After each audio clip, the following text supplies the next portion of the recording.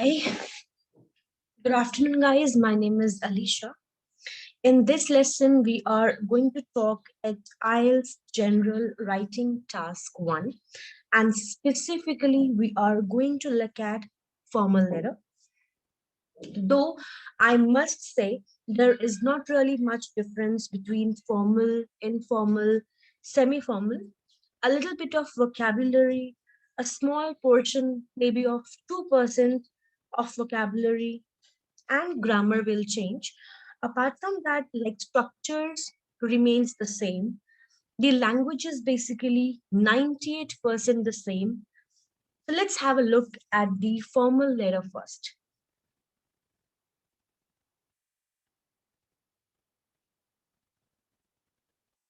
Now let's look at the scenario. It is saying task 1. You should spend about 20 minutes on this task. Now, what does the scenario says? The scenario says you live in a room in college which you share with another student. However, there are many problems with this arrangement and you find it very difficult to work. Write a letter to the accommodation officer at the college. Now, in the letter, describe the situation, explain your problems and why it is difficult to work. Say what kind of accommodation you would prefer. Write at least 150 words. You do not need to write any addresses. Begin your letter as follows. So, whatever the letter is asking you to begin your letter from, you have to begin it from there only. So, dear sir or madam, D capital, S capital, M again capital. Okay. Now, before we do that, let's look at my letter. This is what your letter should look like to get an IELTS 9.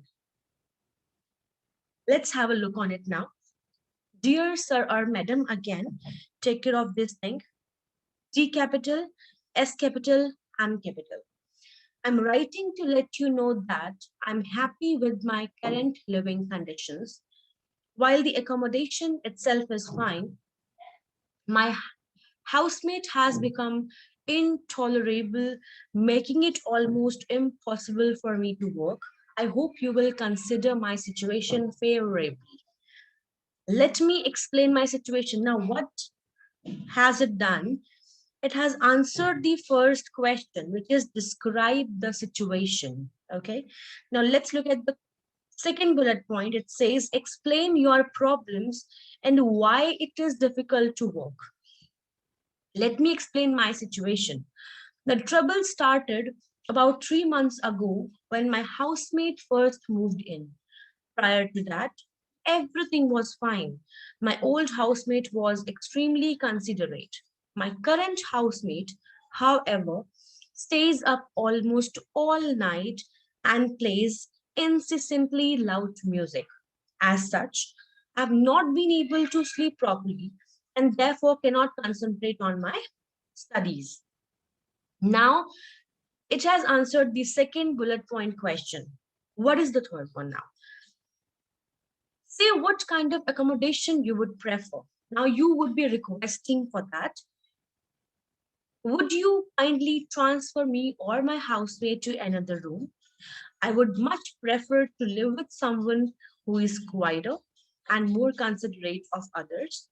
As long as it is quiet, I do not mind whom I live with.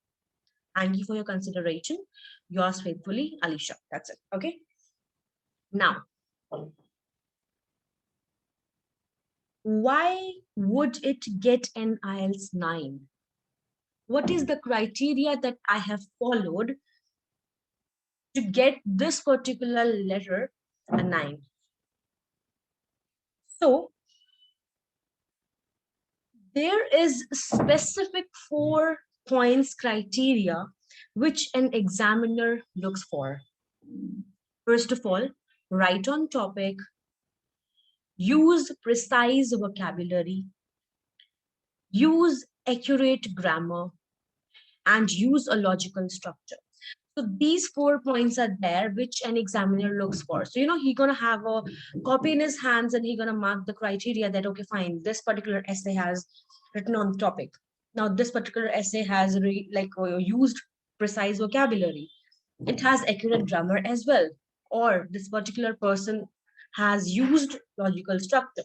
So now you're going to mark the criteria. So if you are following these 4 points criteria, so no one can stop you in getting 9 bands. Let's move further now. So what does write on topic means? Write on topic means this is the scenario. You have to write on this particular scenario only, okay? Looking forward carefully to the bullet points. Second thing I want you to take care of, that do not blend your paragraphs together. You always have to leave a line after each paragraph. Okay, for example, if when you are done, first of all, you have to read the scenario, then you will write, describe the situation, paragraph 1, then you have to leave a line, do not blend it together, then this will become your paragraph 2, and this becomes your paragraph 3. Boom, that's it. Okay.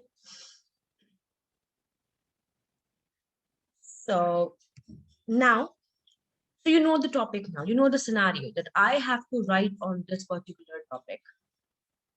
Following the bullet points, which is describe the situation, explain your problems and why it is difficult to work, say what kind of accommodation you would prefer. Okay. All right. So now describe the situation. First of all, I have written describe, like dear sir or madam. Then my first paragraph, which is described, I have described the situation over here. That what is the situation?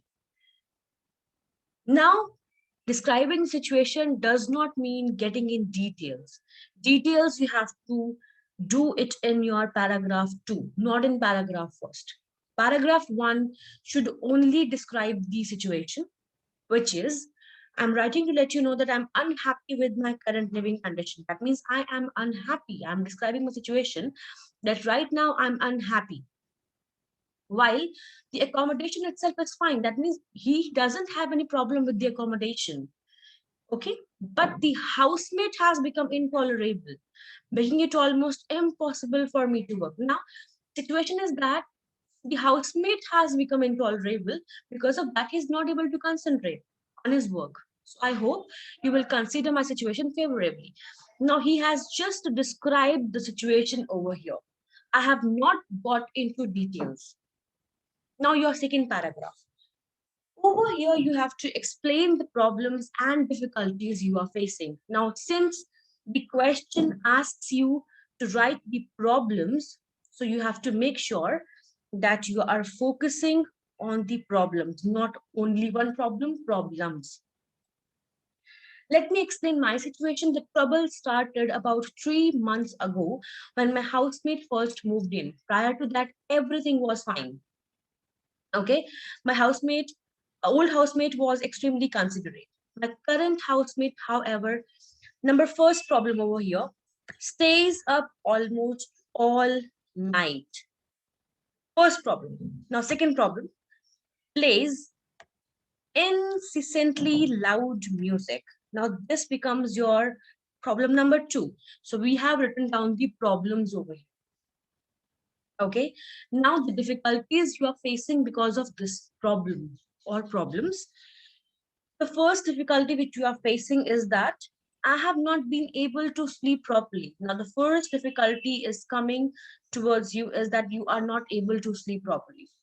And the second one is, therefore, cannot concentrate on my studies. So, I am not able to concentrate on my studies as well. So, we have written the problems and difficulties. Okay. Now, this has become your paragraph 2. Paragraph 3. Now, you have to, the bullet point says that what kind of accommodation you would prefer. Would you kindly transfer me? Now, you are making a request over here. So, used a model verb over here, would. So, would you kindly transfer me or my housemate to another room?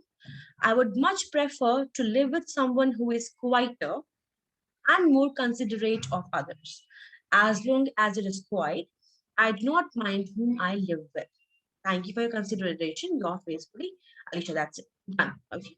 So this is what the topic is all about. Write about the topic. Write the topic. Okay. I have not gone off the topic anywhere. I'm following the topic clearly, following each and every bullet point very carefully. All right. Next. Now, second point criteria was use precise vocabulary. Now, by vocabulary, it does not mean only one word. Vocabularies could be collocations, like a pair of words which comes together. Vocabulary could be a 5 words phrase as well. For example, I am writing to let you know that. Now, this becomes your 5 words phrase, and that comes under your vocabulary part only. Okay. Intolerable, beautiful adjective over here. Okay.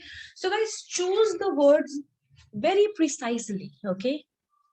It does not mean that whatever is coming in your mind, you have to write it down. No, until or unless you're not sure of anything, do not write that word. Whatever you are writing, that should correctly go to your sentence. So, next criteria comes as your use accurate grammar. Now, what does accurate grammar means? So, again, verbs, the red words, like it's in the red colored words are the verbs over here. So let you know, verb phrase again. Has become, present perfect. Moved in, again, phrasal verb. Have not been able, present perfect again. Over here, would, modal verb. Then comes your articles. So articles are the blue ones. The trouble, that means you're specifically telling about a trouble. Okay, the trouble. The accommodation. You're talking about one accommodation which you are preferring over here. So the accommodation, the again, article. Okay. Next is your noun. Over here, conditions, accommodation, housemate, housemate. These all are your nouns over here. Again, last as in like second last will be your adjectives like unhappy, intolerable, quieter. So this becomes your adjectives over here, the green ones. And the gray ones, you can see these are the prepositions. For example, over here, to, on, about, for. So these are your prepositions. So now I have used accurate grammar over here. I have taken care of the verbs, of the nouns, of the adjectives, of the articles, prepositions. So this is your accurate grammar. You have to write a mixture of simple sentences and complex longer sentences, which kind of links together, which connects together, right? Using the words like which, because, where, however, apart from this, in addition to it, you know, using these words gonna make your sentence complex. So, like for example, we have used one sentence, like over here, you can see, I'm writing to let you know that I'm unhappy with my current living conditions. So I have used a simple sentence. I'm writing to let you know that I have used one linker, that I'm unhappy with my current living condition. Now this becomes your complex sentences. One more thing, guys, if you are not sure that how to write a correct complex sentence, do not get into that again. Prefer writing simple when you are not aware how to write complex. Because rather than writing wrong, write the correct thing which you are sure of. Okay. Next becomes the fourth part, use a logical structure. Now, use a logical structure means you have to follow these points to write a proper letter. The first thing comes as your greeting. So whatever your question is asking you to write, write as it is, copy and paste. Okay. So you have to kind of memorize this. Okay. Second comes is the reason. Now, the reason, explanation, and request. Of course, this will be written by you. So you cannot kind of memorize because you have to look at the bullet points to write these particular things. So reason, whatever the bullet points asks you to write, you have to write the situation about that. That means you have to write general part of your first bullet point. Then again, you have to explain that in details. For example, the bullet point asked you to write problems and difficulties. So now I have detailed my problems and difficulties over here. Then you have to request it, whatever you want. So would you kindly transfer me or my housemate to another room? So now over here you are requesting. Okay. So reason you cannot memorize because reason are always different according to the letter. However, you can memorize this. I'm writing to let you know that you can memorize up till here.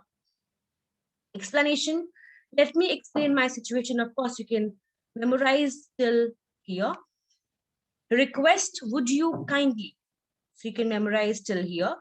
So guys, these things you can follow for all your letters. So I kind of want you to memorize it. Then of course, ending will always remain same. So you have to memorize it again. Then sign off again, memorize. And last, your name, Alisha. So if you can remember or memorize it, all right? Okay, now coming towards your useful starts of the sentences. So you can just note it down, guys, to remember or to memorize it. You can follow these sentences to write for all your letters. Greeting, dear sir or madam. Reason, I'm writing to let you know that I.